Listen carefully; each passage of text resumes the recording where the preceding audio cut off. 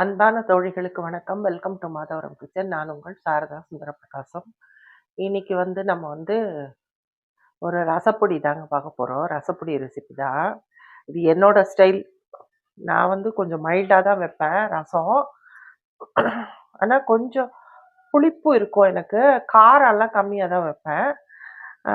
என்னோட ஸ்டைல் ரசப்பொடி எப்படி செய்யறதுன்னு பார்க்கலாம். அதுக்கு நான் ஃபர்ஸ்ட்டு இது பாருங்க 1 கப்பு தனியா.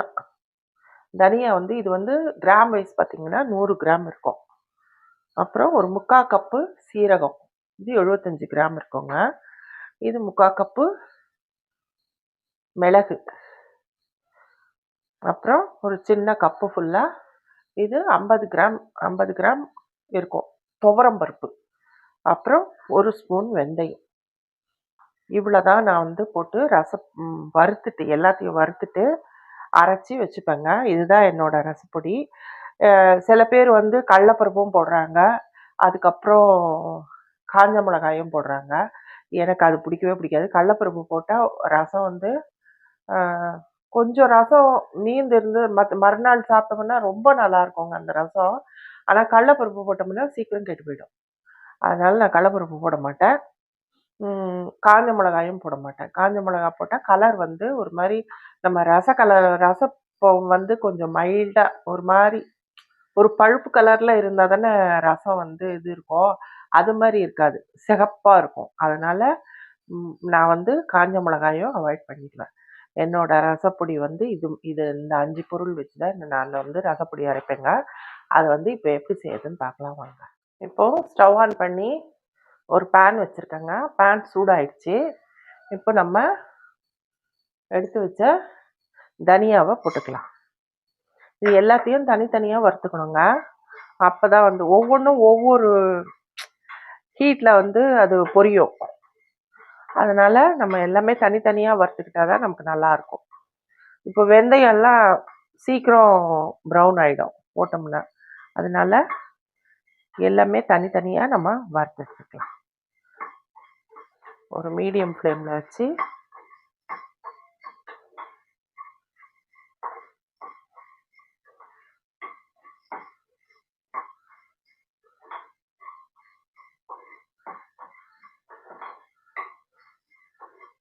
நல்லா வறுத்து எடுத்துக்கலாம். இப்போது தனியா நல்லா வறுபட்டுடுச்சுங்க. இதை இந்த பிளேட்டில் கொட்டிக்கலாம். இப்போது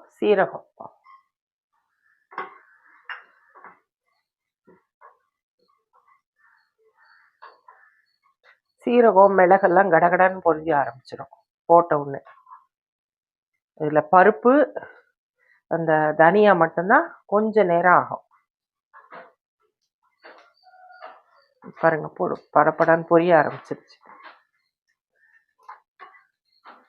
அவ்வளோதாங்க, சீரகமும் ரெடி ஆயிடுச்சு.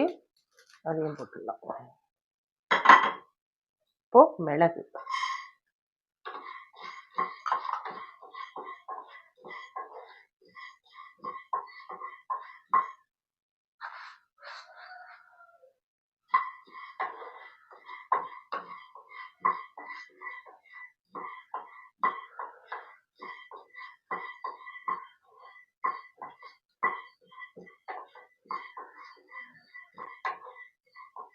மிளகும் கலர் ஒரு மாதிரி ஒரு இது மாதிரி வருதுங்க. நல்ல வாசம் வருது மிளகு வறுக்கும்போது. இதுவும் படப்படன்னு பொரியுது பாருங்க. அவ்வளோதான். இப்போ 1 ஸ்பூன் வெந்தயம். வெந்தயம் கம்மியாகவே போட்டுக்குவேன் நான். ஏன்னா கொஞ்சம் வெந்தயம் ஜாஸ்தி ஆயிடுச்சுன்னா கூட கொஞ்சம் நமக்கு ரசம் கசப்பு தட்டிடும். அதுதான், வெந்தயம் ஒரே செகண்டு தான். இப்போ பருப்பு 1 கப்பு துவரம் பருப்பு போட்டுக்கலாம்.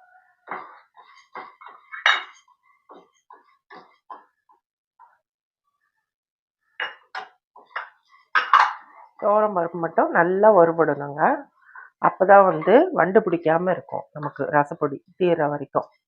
இல்லைன்னா துவரம் பருப்பு பச்சையாக இருந்ததுன்னா வண்டு பிடிச்சிடும். அதுவும் இல்லாமல் நமக்கு ரசமும் அவ்வளோ டேஸ்ட்டாக இருக்காது. நல்லா வறுபட்டுடணும். அவ்வளோதாங்க, துவரம் பருப்பு நல்லா வறுபட்டுருச்சு. இப்போ இதையே இதில் போட்டுடலாம். அவ்வளோதாங்க, எல்லா பொருளும் பயங்கரமா சூடாக இருக்குது. எல்லா பொருளும் நல்லா வறுபட்டுடுச்சுங்க. இப்போ இது வந்து நல்லா ஆறணும், ரூம் டெம்பரேச்சருக்கு வரணும். அதுக்கப்புறம் தான் வந்து நம்ம வந்து இதை வந்து மிக்சியில் பிடிச்சிக்கலாம். இங்கே நிறைய இது வந்து 1/4 கிலோ அப்படி வறுத்து வச்சுக்கிட்டோம்னா நம்ம வந்து அதை வந்து நம்ம மிஷினில் கூட போய் கொடுத்து அரைச்சிட்டு வரலாம். நம்ம இது கொஞ்சமாக இருக்கிறதால மிக்சியிலவே அரைச்சிக்கலாம். இப்போது நல்லா ஆறிடுச்சுங்க இது. இப்போ இதை நம்ம மிக்சியில் போட்டு அரைச்சி வந்துடலாம். இப்போ உங்கள் வீட்டில் கட்டி பெருங்காயம் இருந்ததுன்னா இப்போ நீங்கள் இதை வந்து கொஞ்சம் எண்ணெயில் வறுத்துட்டு, இதுக்கு தேவையான கட்டி பெருங்காயம் நல்லா இவ்வளோ சைஸ் கட்டி பெருங்காயத்தை நல்லா எண்ணெயில் வறுத்துட்டு அதையும் இதில் போட்டு அரைச்சி வந்துட்டோம்னா அது ஒரு வாசமாக நல்லாயிருக்கும். ஆனால் என்கிட்ட கட்டி பெருங்காயம் இல்லை, இது தூள் பெருங்காயம் தான். அதனால் நான் வந்து ரசம் பண்ணும்போது எண்ணெயில் தாளிக்கும் போது அதை கொஞ்சோண்டு போட்டு தாளிச்சுப்பேன். அப்போ நல்லாயிருக்கும் வாசமாக. இப்போது நம்ம இதை அரைச்சி வந்துடலாம். அவ்வளோதாங்க, ரசப்பொடி அரைச்சாச்சு. நல்ல மணமாக இருக்குங்க, சூப்பராக இருக்குது. இந்த மாதிரி கொஞ்சம் குறவரப்பாகவே அரைச்சிக்கணும், ரொம்ப நைஸாக இல்லாமல் இந்த மாதிரி அரைச்சிக்கிட்டா நல்லாயிருக்கும். ரசம் வந்து சூப்பராக இருக்கும். 2 நாள் ஆனாலும் கெட்டே போகாது, ரசம் நல்லா இருக்குங்க. இது இந்த மாதிரி அரைச்சி வச்சுக்கோங்க, ரொம்ப நல்லாயிருக்கும். கட்டி பெருங்காயம் இருந்ததுன்னா இப்போது இதெல்லாம் வறுத்துட்டு கொஞ்சமாக எண்ணெய் ஊற்றி அந்த கட்டி பெருங்காயத்தை நல்லா பொரிய விட்டு இதோட சேர்த்து அரைச்சிக்கிட்டிங்கன்னா ரொம்ப நல்லாயிருக்கும். அதுவும் ரொம்ப நல்ல டேஸ்ட்டு கொடுக்கும். என்கிட்ட கட்டி பெருங்காயம் இல்லை, தூள் பெருங்காயம் தான். அதனால் நான் ரசம் பண்ணும்போது அதை பெருங்காயத்தை போட்டு நான் பண்ணுவேன். காஞ்ச மிளகா அதெல்லாம் போடவே மாட்டேன் நான். இந்த ரசப்பொடி வந்து பாருங்கள், ஒரிஜினல் ரசப்பொடி கலரில் அப்படியே நல்லாயிருக்கும், சூப்பராக இருக்குங்க. நல்ல மணமாக இருக்குது. இது வந்து இந்த மாதிரி ஒரு பிளாஸ்டிக் பாட்டிலோ இல்லை கிளாஸ் பாட்டிலோ, ட்ரையாக இருக்கிற பாட்டிலில் நீங்கள் போட்டு வச்சுக்கிட்டிங்கன்னா 1 மாதம் 2 மாதம் வரைக்கும் அப்படியே இருக்கும். இப்போது இந்த பாட்டிலில் போட்டுக்கலாம்.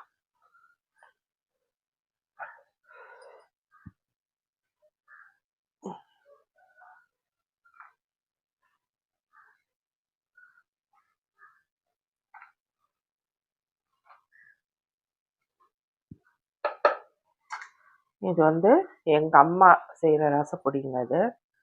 அவங்க கொஞ்சம் மைல்டாக தான் சாப்பிடுவாங்க, ரொம்ப காரம் இல்லாமல். அது ரொம்ப நல்லாயிருக்கும். ரசம் வந்து ரொம்ப காரமாலாம் இருக்கக்கூடாதுங்க, எல்லா டேஸ்ட்டும் அதில் இருக்கணும். புளிப்பு, உப்பு, காரம் எல்லாமே ஈக்குவலாக இருந்து அந்த மாதிரி ரசம் வச்சோம்னா ரொம்ப நல்லாயிருக்கும். கொத்தமல்லி, கருவேப்பிலை எல்லாம் நிறைய பச்சையாகவே போட்டு நல்லா வச்சோம்னா சூப்பராக இருக்கும் ரசம்.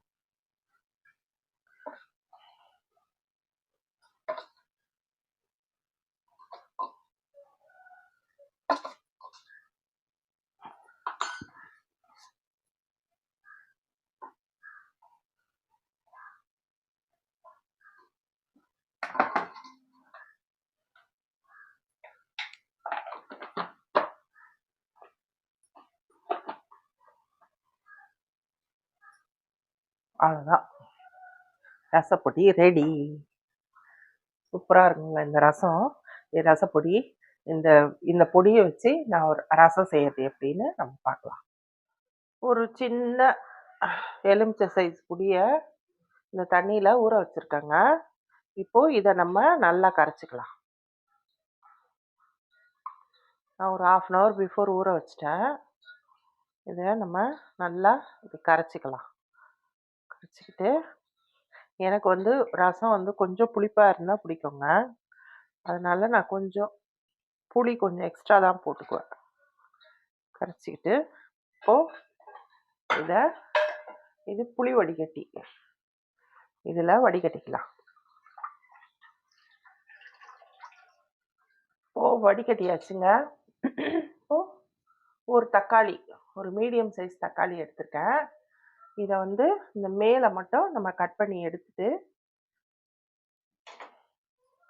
இது இப்படியே இதில் கரைச்சிக்கலாம். கரைச்சிக்கிட்டு அதுக்கப்புறம்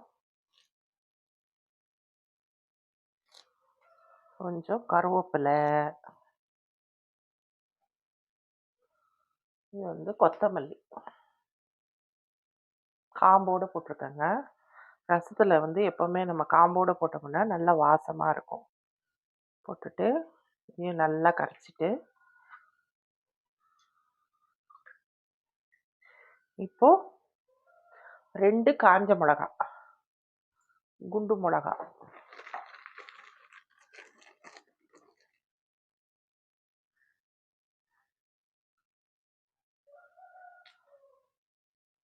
காம்பை கிள்ளிட்டு போட்டுடலாம். போட்டுட்டு இப்போ இந்த ரசத்துக்கு தேவையான உப்பு, இதை பாருங்க, உப்பு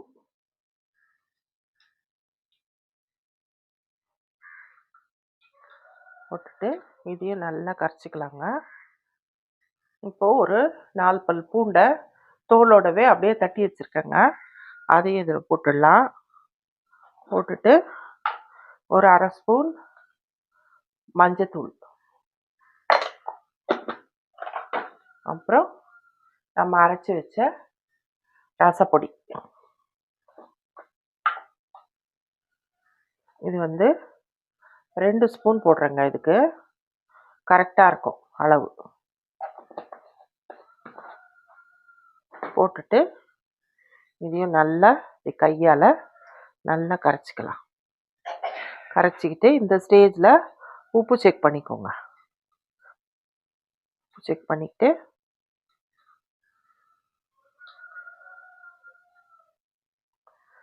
இப்போ இதை தாளிக்கலாங்க. ஸ்டவ் ஆன் பண்ணி ஒரு கடாய் வச்சுருக்கேங்க. அதில் 1 ஸ்பூன் எண்ணெய் விட்டுருக்கேன். எண்ணெய் காஞ்ச உடனே நம்ம ஒரு சின்ன ஸ்பூன் கடுகு போட்டுடலாம்.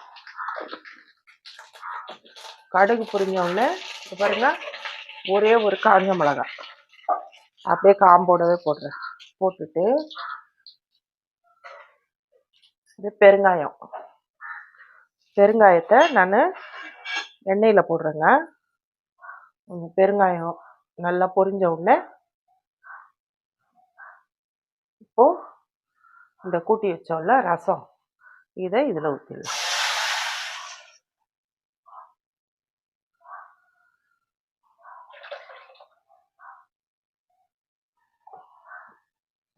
அவ்வளோதான். ஒரே ஒரு அப்படியே கொதிச்சு வரும் பாருங்க, ஒரே ஒரு கொதி, அது வந்த உடனே டக்குன்னு ஆஃப் பண்ணிடணும். அவ்வளோதான், ரசம் ரெடி ஆகிடும். இதை பாருங்க, கொதிக்க ஆரம்பிச்சிருச்சுங்க. அவ்வளோதான், இப்போ நம்ம ஆஃப் பண்ணிடலாம். அவ்வளோதான், ரொம்ப நேரம் கொதிக்கக்கூடாது ரசம். ஒரு கொதி அப்படி பொங்கி வரும் பாருங்க, அந்த ஸ்டேஜில் நம்ம ஆஃப் பண்ணிடலாம். ஆஃப் பண்ணிவிட்டு இந்த கிண்ணத்தில் ஊற்றிட்டு அவ்வளோதான், மணக்க மணக்க ரசம் ரெடி ஆயிடுச்சு. ரொம்ப ஈஸிங்க, ரசம் வைக்கிறது எல்லாருக்குமே தெரியும். இந்த மாதிரி இது கொஞ்சம் மைல்டாக இருக்கும் இந்த ரசம், ஆனால் நல்லா இருக்கும், டேஸ்ட்டாக இருக்கும். இந்த ரெசிபி உங்களுக்கு பிடிச்சிருந்தா லைக் பண்ணுங்கள், ஷேர் பண்ணுங்கள், கமெண்ட் பண்ணுங்கள், மறக்காமல் சப்ஸ்கிரைப் பண்ணிவிடுங்க. Thank you friends.